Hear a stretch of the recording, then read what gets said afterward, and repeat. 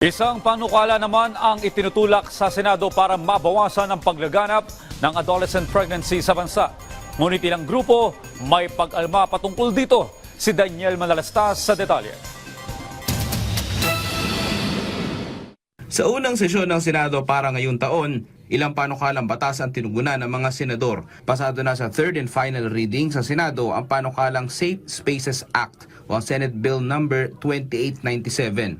23 na senador ang bumotong pabor sa panukala. Ayon kay Senator Grace Poe, makatutulong ang panukala na panglaban sa sexual harassment.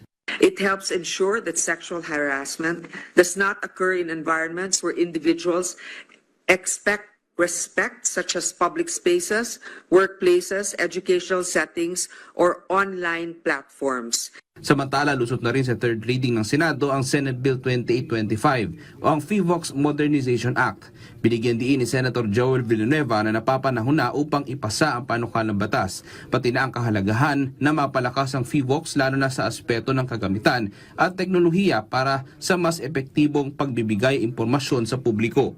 That FIVOX is equipped with the equipment, technology, and personnel needed for timely and accurate disaster data collection. With this measure, Mr. President, the capacity of FIVOX would be strengthened to expand their monitoring network, enhance their research. Samantala, lusot na rin sa third reading ng Senado ang panukalang bagong term of office para sa barangay officials at miyembro ng Sangguniang Kabataan.